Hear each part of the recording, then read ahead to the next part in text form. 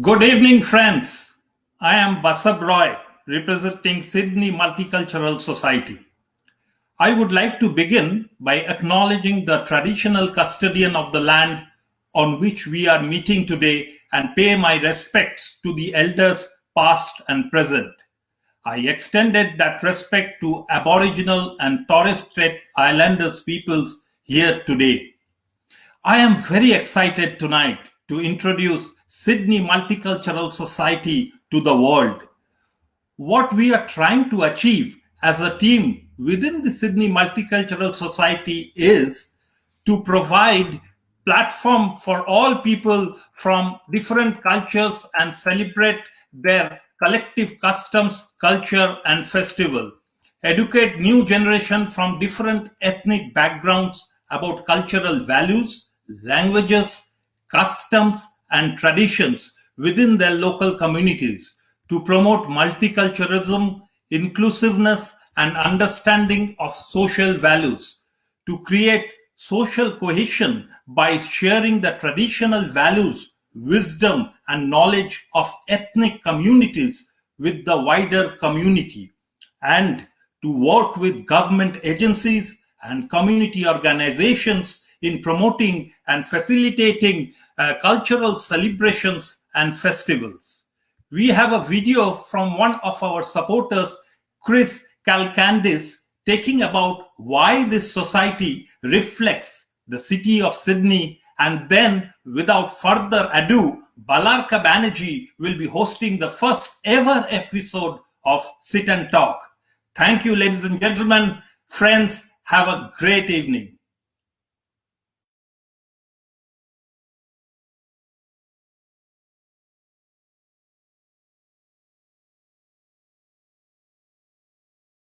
Welcome you to the Sydney Multicultural Society. Here we offer a platform and opportunity to celebrate the cultural diversity of Sydney. Sydney is fortunate to home one of the most harmonious and ethnic communities in the world. The shared cultural values that we all have and the collective customs is fostered through our society's inclusiveness. Sydney Multicultural Society is a not-for-profit organization that celebrates and supports Sydneysiders to work together. Together, we can help each other to share each other's values and connect everyone to our customs. Join us in sharing your custom cultural values today.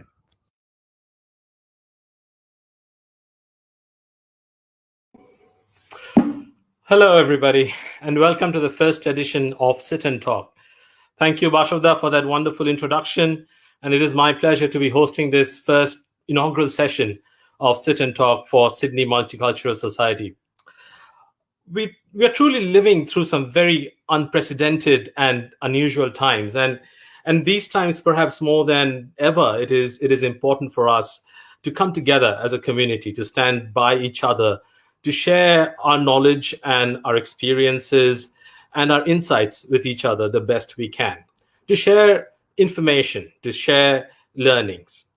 And that's why I jumped at this opportunity, which when Bashavda presented it to me, to host this evening. And I have three other very special and very knowledgeable guests with me, and I'll bring them on one by one. So first, I'd like to introduce myself. So my name is Balarka Banerjee.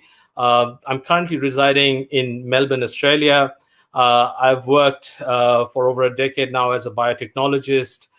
I'm working mainly with stem cells and cell biology. So currently, I'm actually working in a company where we're looking at developing a treatment for COVID-19, utilizing a type of cell secretions. Previously, while I was doing my PhD, I used to work primarily with respiratory biology, so disorders of the lung. So I've always had a keen interest on any conditions that affect the lungs in particular. So I hope that I can share some of my insight into this situation with you. And my first person that I would like to bring on is Dr. Amit Gupta. Hello. Yeah. Hello, Amit. Hello. So just a quick introduction. Dr. Amit Gupta specializes in medical care of the elderly. and he has been involved for many months now, working at the front line in providing specialist medical services to elderly patients in a wide range of both inpatient and outpatient settings, as well as residential care homes during COVID, especially in Sydney, Australia. Omida has been previously involved in medical care to patients during the SARS-1 outbreak in 2004. Welcome, Omida. Thank you for joining us today. Thank you. I'll come to you again shortly, but I'd like to introduce our next guest while I'm at it as well, Dr. Indrani Mukherjee. Hello, Indrani. Hello. Hello. So Dr. Indrani Mukherjee is a clinical psychologist based in Sydney, and currently she is in private practice at a specialist mental health clinic called MediMind. Her primary area of clinical practice covers depression, anxiety, and personality disorders. She's interested in exploring the impact of COVID pandemic on mental health and coping strategies for psychological well-being. Thank you for joining with us, Indrani. I'm sure we'll have a lot to talk about as the session progresses. Thank you, Balaka. Thank you. And finally, I'd like to introduce Dr. Rajshree Roy. So Rajshree Roy is a registered dietitian with a PhD in public health and nutrition. Her research expertise is in the area of population nutrition and community dietetics, looking at food environment, point of purchase interventions, and nutrition education for young adults using digital and social media. She's a senior lecturer at the University of Auckland. Her current research includes exploring the changes in sustainable and healthy food practices in response to COVID-19 in New Zealand and UK, and exploring how cooking, shopping, and eating has changed during lockdowns. Hello, Rajshree. Welcome to the chat. Hello. Thanks for the introduction. Thank you. So maybe I'd start quickly with Dr. Amit Gupta again. So seeing that you were working with the geriatrics and the elderly in our population over the last year since COVID-19 happened, I'm sure you have been at the very forefront dealing with some of the most vulnerable and susceptible people in the population. So could you please share some of your experiences and what you've seen in this time? Absolutely. So thank you, Balarga, and welcome to all my fellow guests and friends and everyone who's logged in. Yes, so look, as we all know, we've all been affected by COVID-19, the SARS coronavirus outbreak since sort of January or December 2019, January 2020. Now, the experience obviously has been a daunting one, a knowledgeable one, and it certainly has been an interesting journey, but also not necessarily the easiest journey. Now, obviously, looking back at myself, COVID has affected us in what we call a biopsychosocial way, in a big way. Biologically, obviously, a lot of accelerated health problems, deaths, residential care facilities obviously going through a major outbreak, a few of them in Australia, but throughout the world. Psychologically, a lot of depression, a lot of anxiety amongst elderly as well as young people. When can they travel? When can they see their parents? When can life go back to normal? And socially, the economic ramification is obviously a big affair. Medically, I can say that yes, we were extremely anxious at the beginning of the outbreak, but we've had to use a lot of measures, including proper PPE, hand washing. In the initial outbreak in January and February of last year. And subsequently, we did overcome the first outbreak reasonably well. And life was almost normalized. Unfortunately, we've had a second outbreak, which is in Sydney related to the Delta 2, which follows the chronology and the epidemiology of the rest of the world. And we're currently under a bit of a lockdown here. Moving forward, the way I look at it, at least from a doctor's point of view, we have much more knowledge about the virus. Vaccinations have started in a big way throughout the world. And certainly as discussion progresses today, I'd like to talk about the vaccination process, if possible. And obviously, I anticipate that we can, and hopefully looking forward, we can overcome this altogether. Thank you, Amita. And a big welcome and a big thank you to all the people who are joining us now on Facebook Live. So we are streaming live through the Sydney Multicultural Society Facebook page. And I think a few people have shared the stream further as well. So if you're watching us, please say hello, and please drop a comment through Facebook comments, and we can see them live. And I will try to post some of these comments as we go along.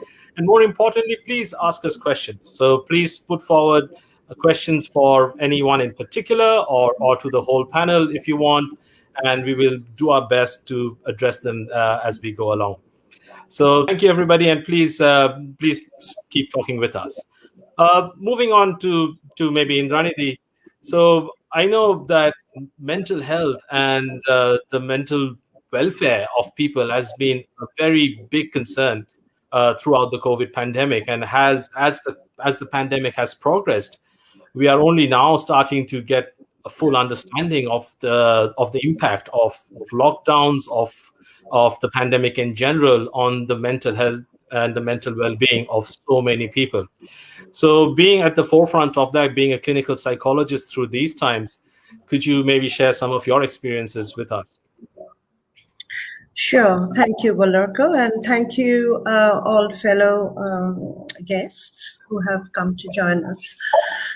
Look, the COVID has meant that people have been separated from their loved ones due to the quarantine, due to the lockdown, and most importantly, there's a loss of freedom. One of the indicators of well-being, of positive well-being, is having autonomy, having freedom to choose what to do, how to spend your day, whom to talk to.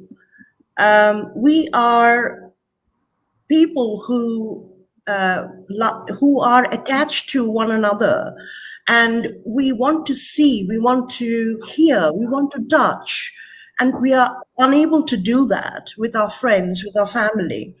So the impact has been, I think, very, very appalling. A study in the US by the CDC that indicated 31% increase in depression and anxiety, 26% increase in stress-related symptoms, 13% in alcohol use and substance use disorders. Suicide has been very, very high. In Australia, since March 2020, the 7 News recorded 1,200 suicides. In Nepal, there were, 875 suicides in just 2 days. So the effect is humongous. Domestic violence is on the rise. In Australia, 1-800-RESPECT is a helpline in Australia for domestic violence that increased 11% increase in calls. So these are just a few statistics. From my own experience in MediMind, I have found that certainly there's an insurgence of new referrals. Suddenly the frequency of new referrals are more since the pandemic. The clients that I had put into review, so it means that they're doing well, and so for 12 months we review them every 1 and then every 3 months. They have called back to ask for more frequency of sessions due to the pandemic.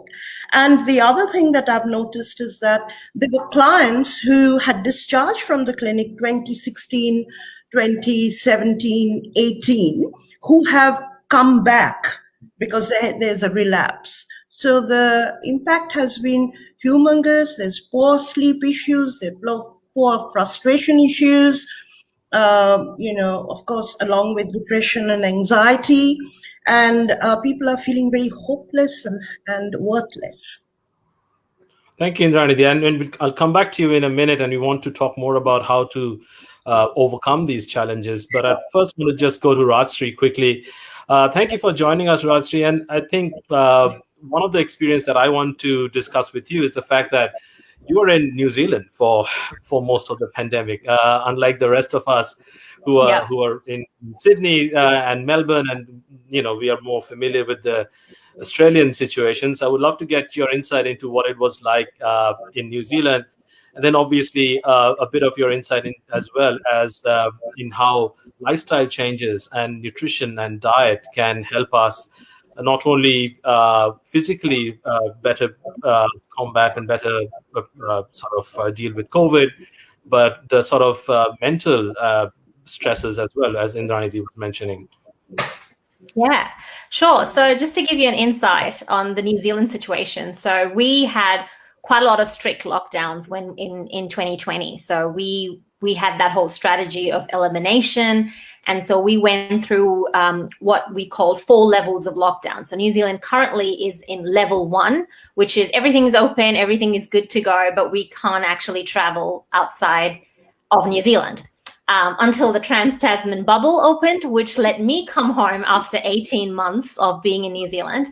And like Indrani was mentioning about all the isolation from not being able to see family was what pushed me to come over, even though by the time I was about to leave, the situation in Sydney was worsening quite badly. So now I'm here and I locked down with my parents. So there is some pros to that in the sense that I can spend quality time with my parents, but it also means that now I can't go back to where I live and work. So the whole mental health and somehow being able to cope with it is an issue that we can all relate to. And each and every one of us are suffering in some small way or other. And like Balaki said, in terms of food and health in general, in terms of the type of issues I had come across in my research and through seeing patients were a lot around, well, how do I eat well during self-isolation? What are the foods that can help boost immune system, and how can we do healthy eating in quarantine? Like with Amit, there was a lot of things around, well, what should older people do in aged care in terms of nutrition? A lot of people were worried about their diabetes management in COVID because they were worried that if they're not maintaining their blood sugar level well, that could have further contraindications if they get the virus. A lot of people were quite worried about, grocery shopping and, how to buy more canned foods and once a fortnight shopping, things like that. And a lot of the stuff that came about, especially because of people trying to cope with their mental health, was things like binge eating at home or comfort eating at home or snacking to cope with isolation. And snacking to cope with working from home with children around. Some of the research that I did as part of a big study, which involved 38 countries, including Australia and New Zealand. And we looked at how people's eating habits had changed in different lockdowns. And most people increased consumption of foods and drinks, which we would classify as, discretionary foods, like your sweet and salty snacks and processed meat and sugary drinks and things like that. And if you notice, I know this might seem like it's not priority, but the governments all over the world seem to put priority around lockdown measures in the sense that, go out for walks so that you get your exercise in. But no one really talks about what people should be eating or how to cope with these lockdown measures. And there's no public health messaging around food, to be honest, during lockdown, because I guess it's not priority for the government to talk about that. But at the same time, if lockdowns like this keep going on in different countries, that does become an issue, because we do know that, that nutrition and health and just having, good health and making sure that we're not further contributing to the inflammatory component of the virus in general is quite important. I think there is quite a lot that we can talk about in terms of food and nutrition and how we can help with that in terms of dealing with COVID. Yeah, that's very interesting. I mean, there's been a lot of talk about the quarantine 15 and people putting on weight during lockdown. And I guess I can bring in Indranidhi on this point as well. Food is always a big stress relief. It makes us happy. Wine makes us happy. And when you're locked in with nowhere to go and nothing to do, we often tend to turn to food and drinks to make ourselves feel better. But that obviously has has consequences. So, I mean, I've done it as well, and I know friends who were polishing off a bottle of wine every other night, in lockdown, and they're paying the price for it a little bit now. So how do you kind of find the balance? How do you find the balance of keeping yourself happy and energetic, and where food and drink is a big component of that, at the same time not sacrificing your health? I think of course, that's a question on way forward. But I must acknowledge one thing that got triggered when Rajashree was talking about binge eating. And actually, in my clinic, I have noticed that some of the clients are actually qualifying for the binge eating disorder. And it is true that comfort eating is one of the ways of coping. It's just a coping strategy. It's unhelpful, but it's a coping strategy. So way forward is, first of all, I think it's about radical acceptance. Let us look at what we can control and what is not in our control. So what if we just talk about the eating? So what is under your control? For example, what you buy, what you keep in your fridge or in your pantry. So that is something that you might be able to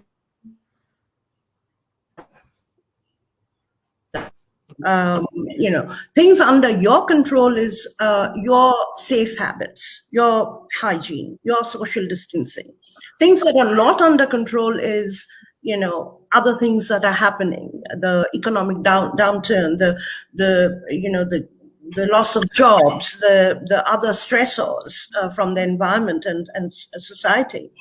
So the first thing is to accept radical acceptance. What can I do and what can I not do?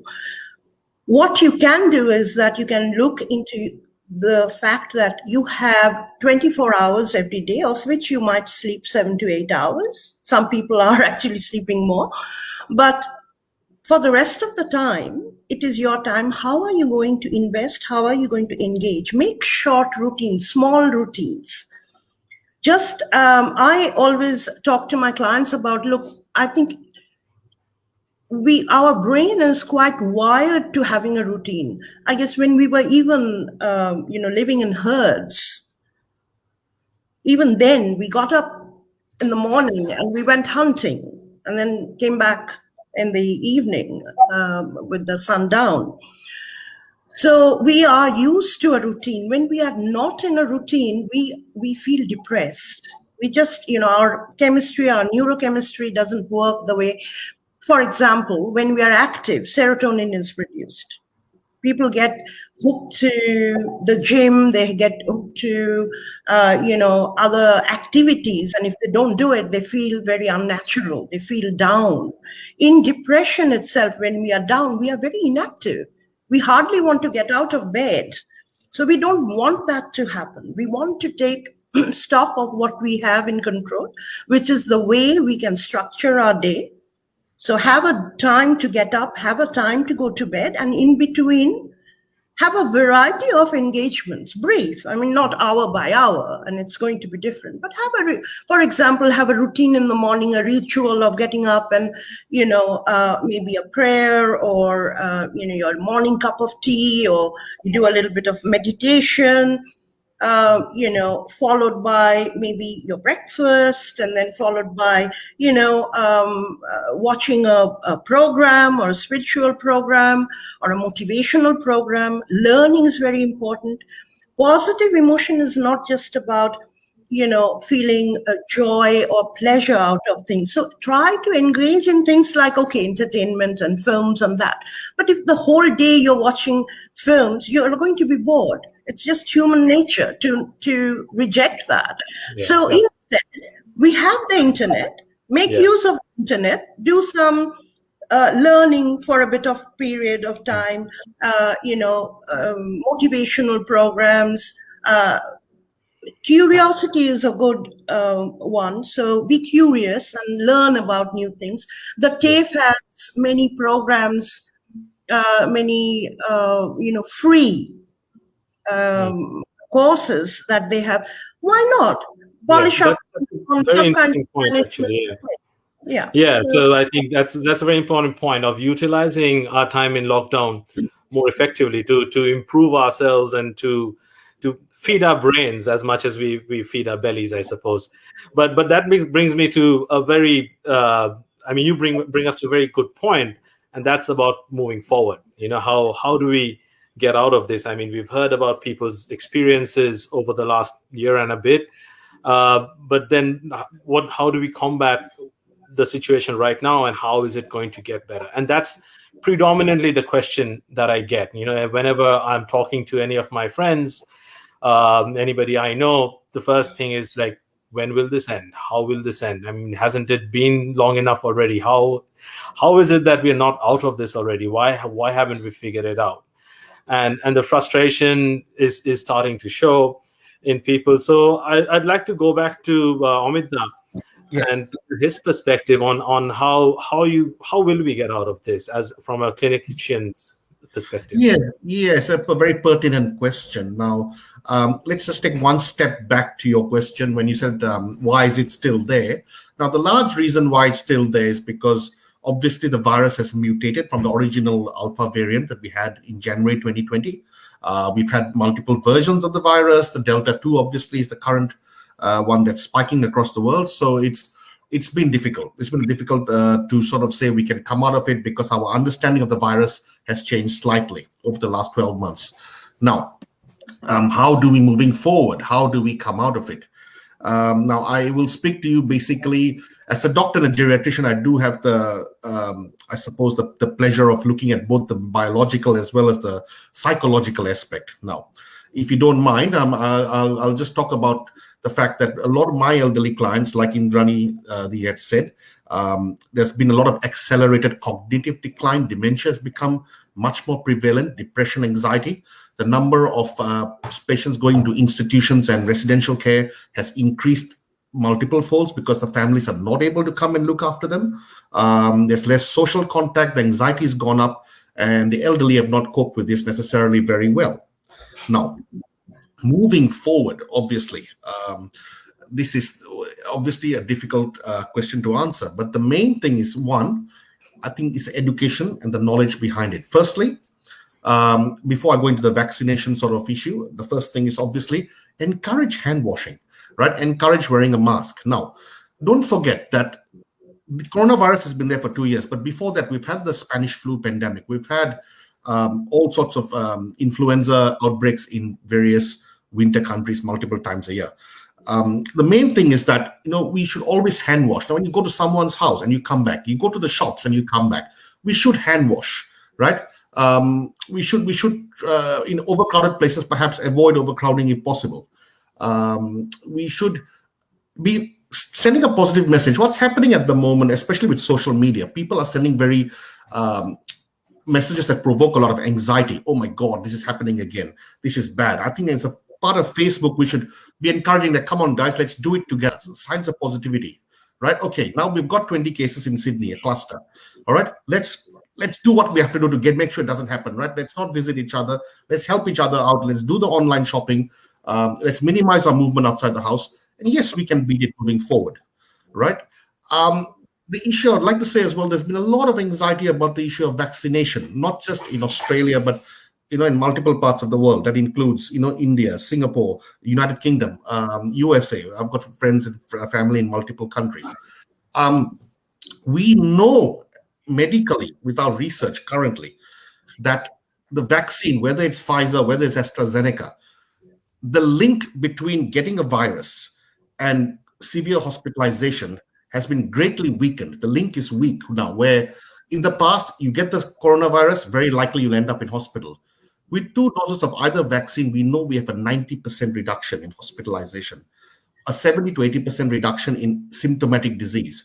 So I'll strongly encourage moving forward that we vaccinate ourselves. Now, the magic number is about 60% per population, right? We can get 60%, we are safe. Look at UK, United Kingdom today, they've got 60%.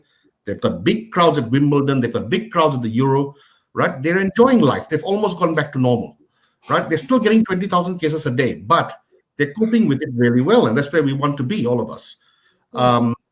We definitely know that we need to reach that magic number of 60%, and we're still some way behind.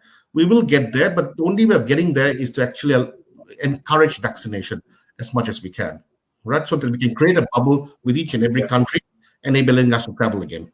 Yeah, I think that is undoubtedly the main weapon that we have to get out of COVID is vaccination. And it is up to us how well we utilize that and how quickly we can move towards vaccination and reaching that sort of magic number.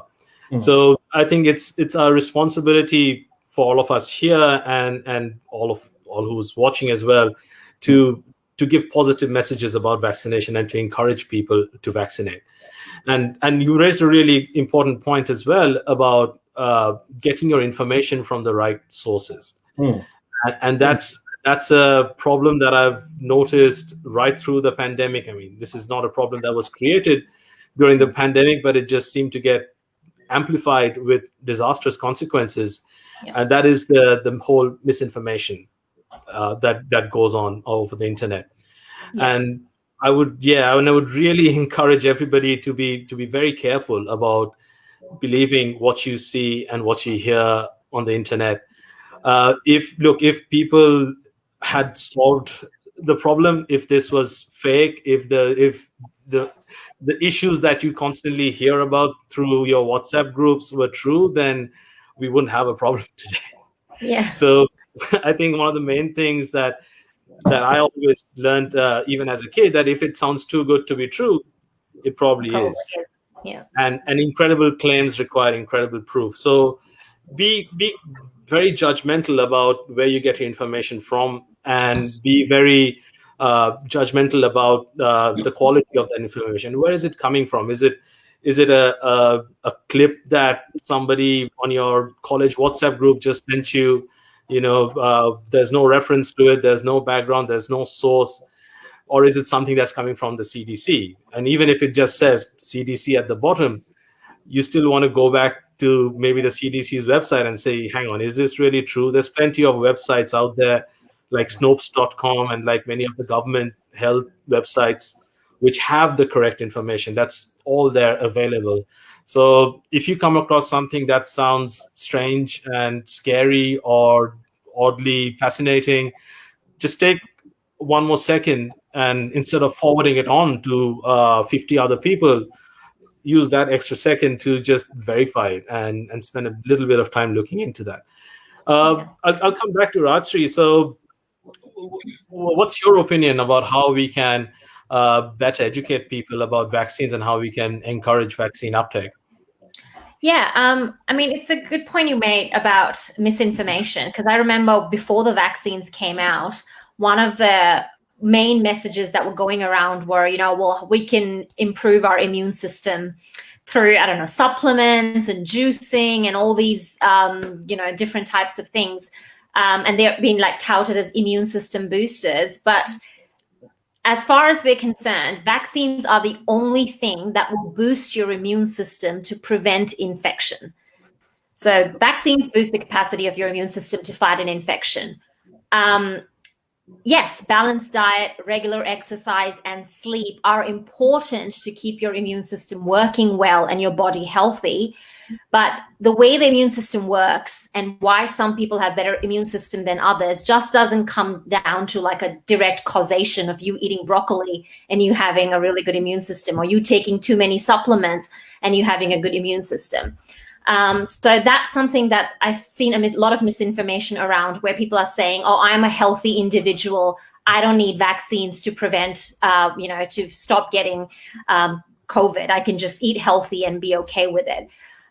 That's not true. No particular food is going to, there's no one superfood that's going to magically supercharge your immune system and you're going to be fine. Nutrients from a range of healthy foods are needed in your biochemical pathways. And it is important that you eat a range of foods that contain vitamins and, vitamin A, B, C, E, D, all of that, and minerals and iron and zinc and selenium. All of these are really good food sources for you to have. but it's not one thing or other that's going to do that. And I think a lot of... Sorry, if I just interrupt you. There's a question here, actually, which I think links in nicely with what we're talking about. Is Ratsi, do you think we should adapt using natural herbs for boosting immunity? See, now there are different sources of foods that are good sources of the vitamins and minerals that are needed for our immune system to work well. Now, adapting natural herbs in your usual cooking is great. I mean, you can include all sorts of herbs and spices and vegetables and things like that. But it doesn't come down to one particular thing. It comes down to a variety of things, which is where the term balanced diet comes from. It's not just having one thing, it's having a balanced diet, a variety of things. So, for example, if you're having a mix of, if let's say, you're looking to get a mix of all the vitamins and minerals, if you're having all your sources of protein in either as meat or alternatives to meat if you're vegetarian, if you're getting your enough carbohydrates that are whole grain carbohydrates, you're going to get all the nutrients that come from carbohydrates. And if you're having all your green leafy vegetables and fruits and things like that, you're going to get a balance of your vitamins. And all of that together is what gives you that balanced diet and protects you from, and helps your immune system work well. It's not like, oh, I need a shot of vitamin C and I'm going to be okay. That's not how things work. It's a balance of all the nutrients. But yeah, if you like using natural herbs and spices in your food, go for it. That gives you variety of antioxidants that's coming from those herbs. And generally tastes better as well. Yeah, absolutely. Less salt, more herbs. Yeah. Indrani, coming to you on that same topic. So where do you think the sort of vaccine hesitancy comes from in certain people, and how should we deal with that? If we ourselves are feeling fearful of vaccines, how do we cope with that? And what if we have somebody close to us who is reluctant to get vaccines for whatever reason? That really is a very valid question. A recent research by the Australian National University looked at a longitudinal study on vaccine acceptance and vaccine hesitancy. They studied from August 2020 to this year, January 2021, 6-month study, and they found that 1 in 5 they were reporting definitely, even if there was an effective and a safe vaccine available, that they will not take the vaccine. The 3 out of 10 from 2020 August to 2021 January reported a decline in the willingness to accept the vaccination. So further, the study indicated that those who were less willing, they looked at the demographics. And of course, the study was ultimately, I think, they didn't mention the number. But so there's a question mark there. But the demographics indicated that females were less willing, that those who were less educated, who did not complete year 12, so compared to others who were more educated. And the other factor was that the indigenous community were more unwilling to accept. There are a variety of other speculations going on and experiences from the GPs clinics, and they are writing about that the CALD group, which is the culturally and linguistically diverse group, are less willing. I guess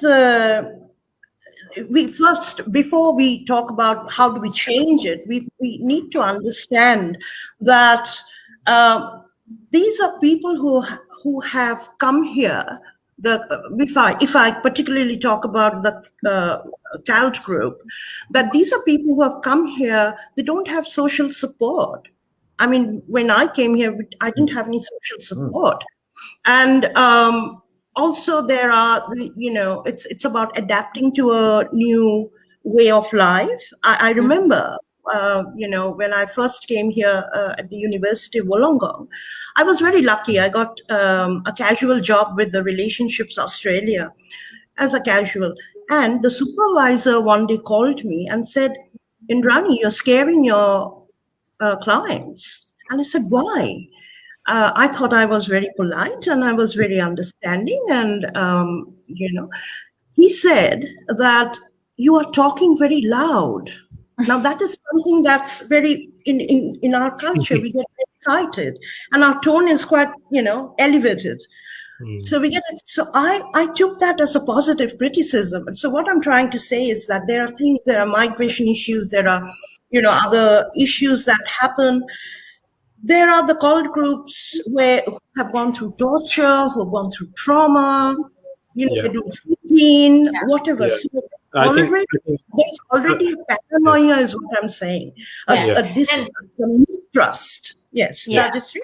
And it's interesting you say that, Indrani, because the thing that you're talking about is it can be prevented with a good public health messaging, because a lot of the public health messaging is not culturally appropriate.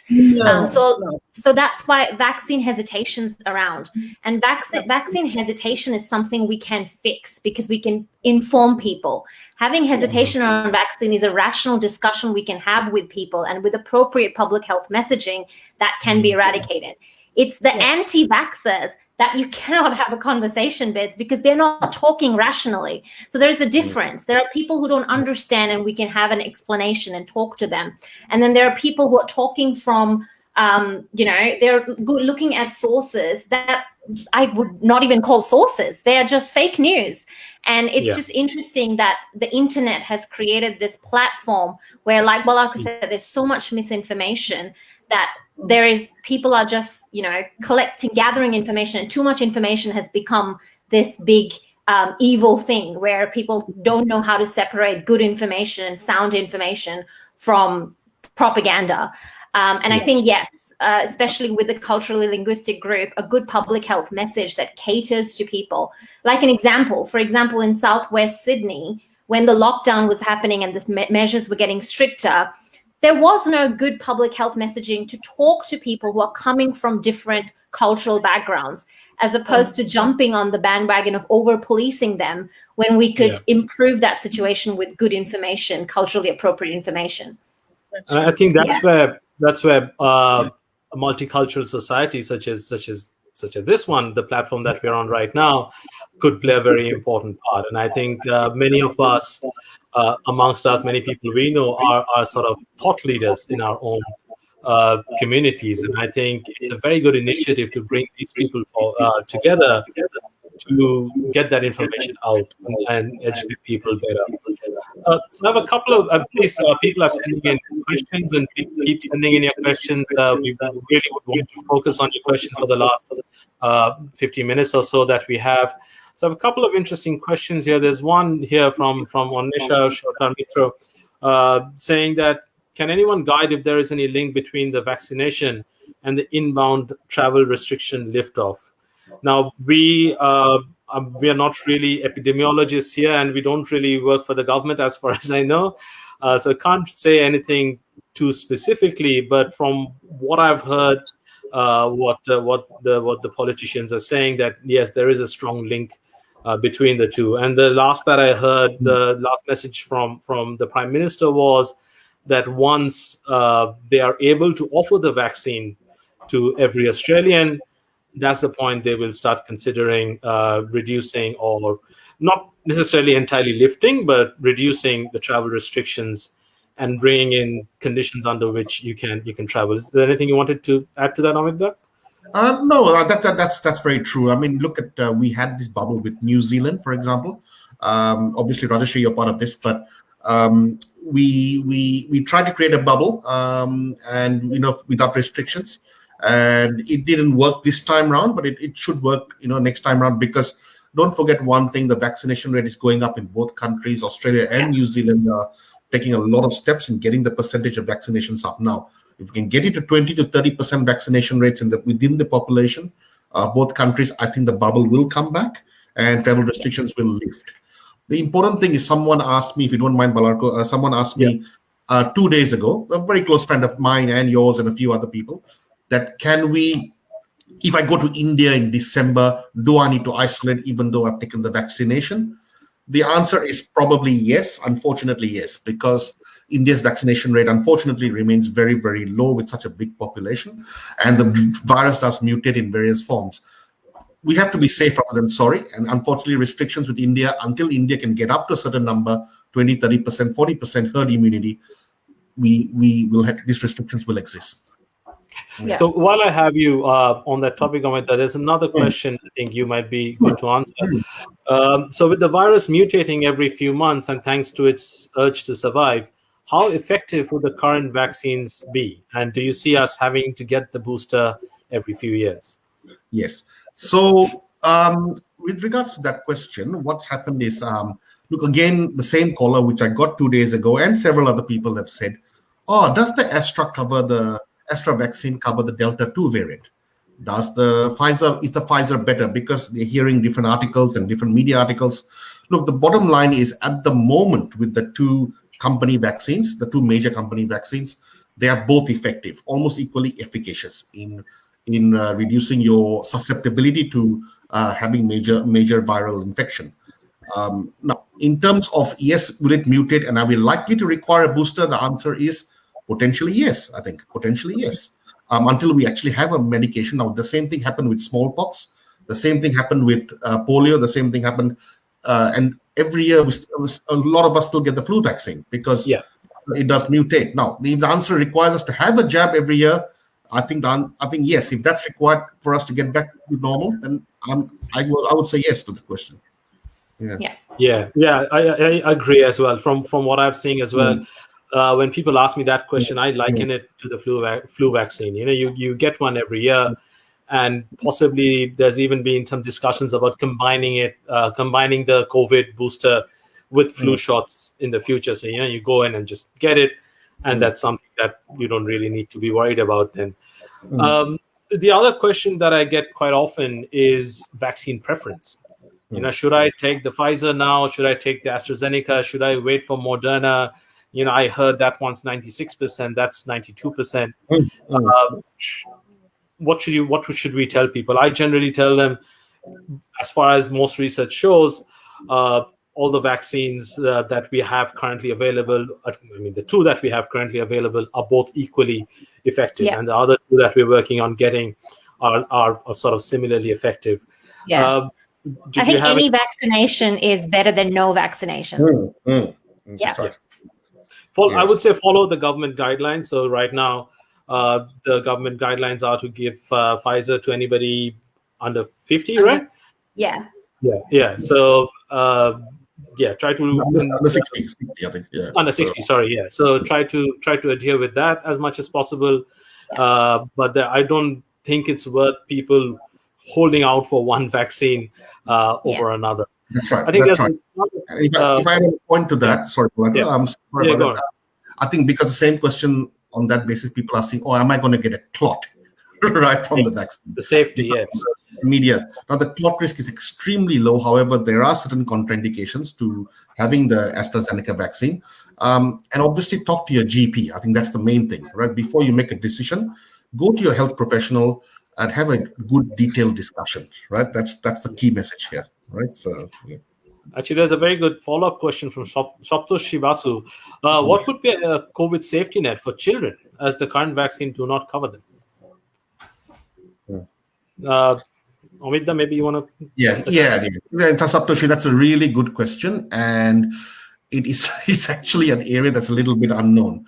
Obviously, the initial alpha variant of the coronavirus did not affect children, as far as we know. It rarely affected children.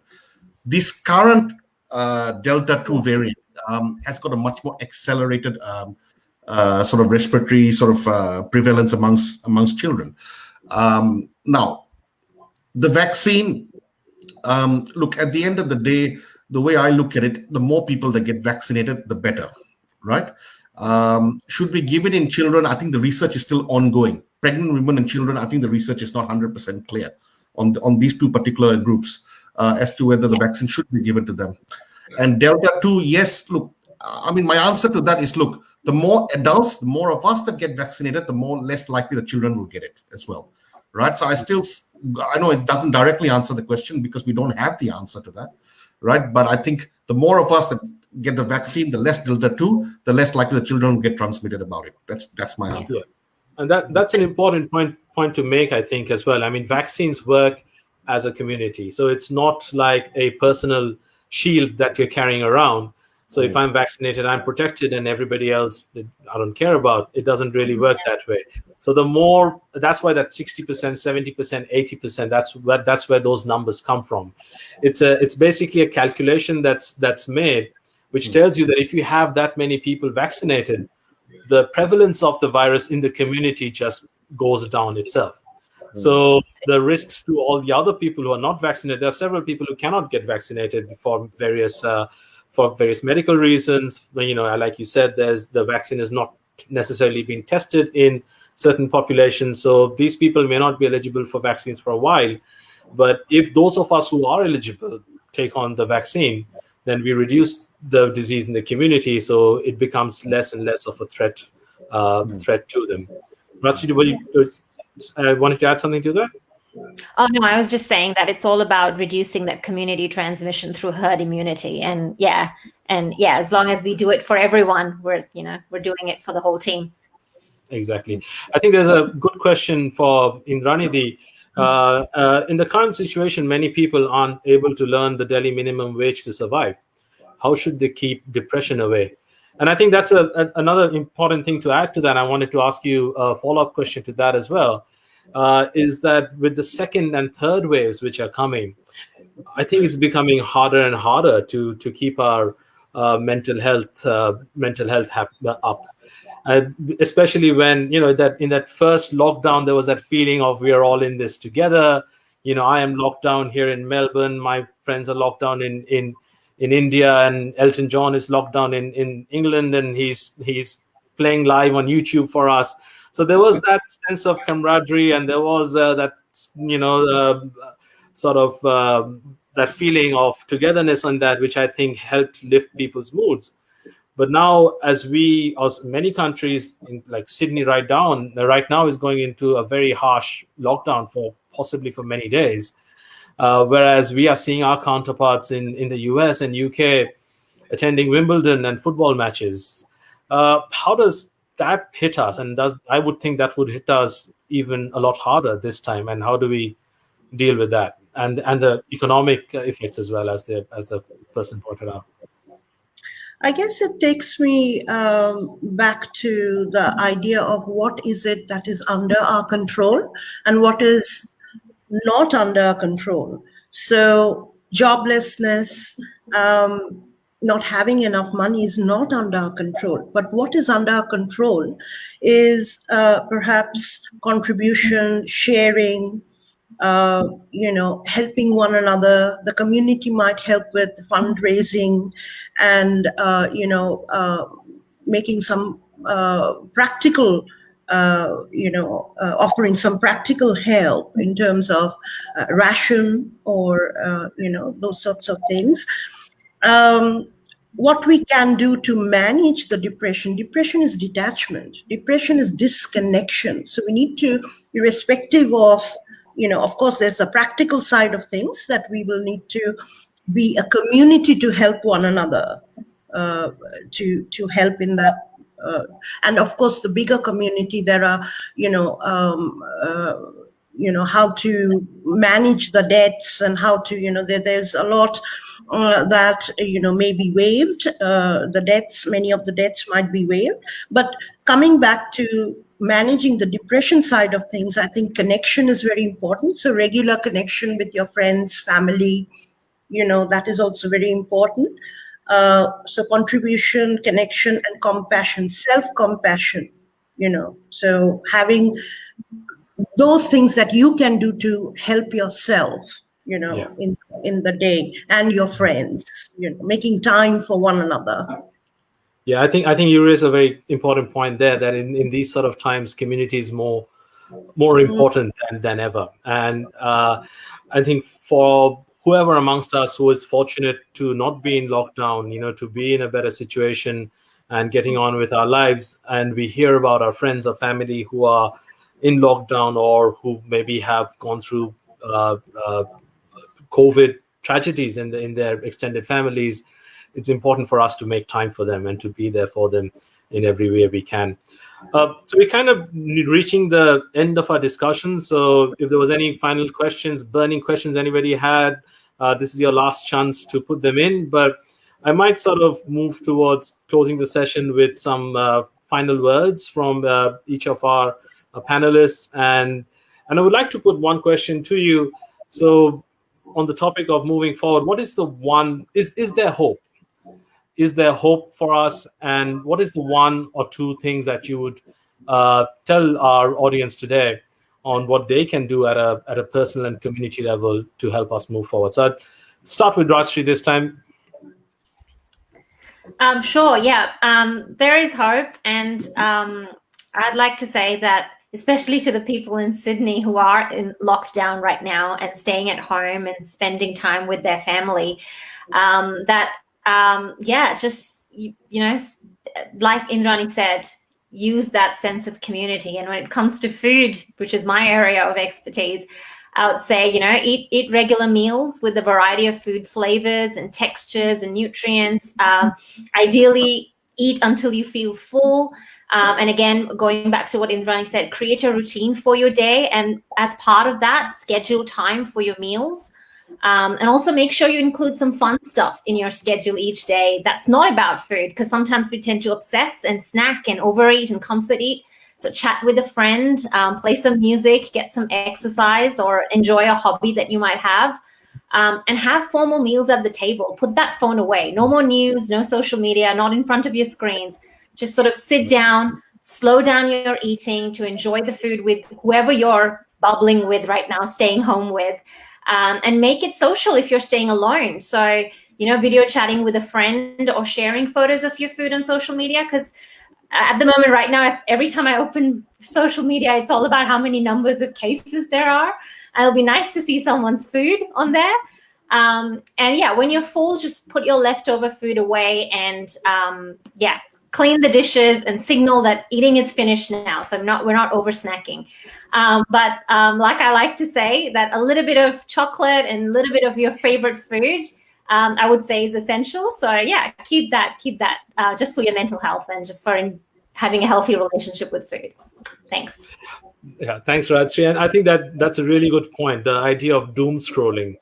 And more and more people are highlighting this fact that, we need to stop obsessing about the numbers all the time. I mean, the information is all out there and it is really useful and really, really helpful, but there can be an information overload, and that just kind of pushes us to feel worse and worse and worse. So put your phone away, stop scrolling all the time, and stop, having the news constantly on in the background, and take a break and focus on yourselves, and I think. Indrani, last words from you? Yes, there is definitely hope. And I would urge people to take advantage of the telehealth, telepsychiatry. The Australian government has increased the number of rebated sessions. So normally 10 psychology sessions are allowed you can be eligible for them a year. But during the COVID times, it's now 20, so 10 more. The other thing that elicit hope is that in June this year, the government is happy for the community to apply for funding to spread the word of COVID, and of course precaution and how it impacts people and how to prevention, etc. So that might actually reduce the the vaccine hesitancy, and may increase the acceptance of it, which then means that if I'm safe, if my family is safe, and if the community is safe, then we can again reconnect. So yes, there is hope, and I definitely would. Yeah, we should all remember that there is hope. And there's quite a few last minute questions coming in, but we're really running out of time. So I'm not sure whether we can address them here, but I would ask the panelists, maybe if you go on Facebook after this, and if you could maybe reply to them through Facebook, that would be really helpful. And Amit, the last words from you. Yeah, so other than the 2 points raised by my esteemed friends, look, the main thing to remember, we are in this together. I know I keep harping on about it, but it doesn't matter whether you're Sydney, Melbourne, parts of Asia, United Kingdom, Europe, it doesn't matter, America. We are in this together. Remember, support each other through this process. When the lockdown is not at full stage lockdown, if children cannot visit, encourage neighbors perhaps to just drop into their friends so that there's less social isolation, there's less depression. Perhaps going onto WhatsApp or Zoom and having a quick face-to-face on the phone with your parents overseas, even for 1 minute a day, that is very, very important in reducing anxiety, right? Encouraging vaccines from the biological point of view, extremely important. Even when the cases are less, make sure you hand wash when you go in and you go out, wear a mask when necessary. And very, very importantly, one point I want to say, I'm not an economist in any way, but when things are allowed and things start opening up, please help some of the more underprivileged, in the sense of people who have lost so much over this time in terms of business, right? Go and buy a coffee from the coffee shop if you can afford it, right? Encourage, for example, businesses in the city. They have lost so much. They're going through so much turmoil in the last 1 year, right? Buy a coffee, buy a donut. Do what you can within your affordability to support them. Go to the hairdresser, right, who have lost so much over the last 2 weeks, right? Help them, because you know what? We are in this together, right? We don't want to see them depressed. We don't want them to shut down, right? So economically, to help them, please do that. Yeah, that's very good, Amit. I'll not be able to support any hairdressers, but I'll make up for it through coffee. I'll promise you that. Right. I'd like to thank all three of you for joining me today, and I think we made some very encouraging points. Instead of being doom and gloom, and we all know what we've gone through. It's not over by any means, but it's good to see the light at the end of the tunnel, and good to have an idea that how we are going to get out of this. And I think COVID has taught us many things, and there are many lessons from COVID that we should take forward. Simple things like respecting one another, loving one another, value your family, value your relationships, keep relationships alive, keep in touch with people, be there for one another. These are things that we should be doing long after COVID is over. A big thank you to Sydney Multicultural Society for hosting this event. Big thank you to Bashobda and everybody else involved in that. Hopefully this is just the first of many such sessions to come. A very big thank you to all the audience who joined and all the questions that you raised. I hope we've been able to answer them best we can. And like I said, we'll try to follow them up with you. If you're watching this later as a repeat broadcast, please feel to still ask questions or reach out to us via social media if you have any queries, and we'll do our best to get back to you. And with that, I'll just say stay safe, stay COVID-free, get vaccinated, love one another, and see you later. Thank you, Balaka, for hosting this. Thank you so much. Thank you. Well done, Balaka. Thank you.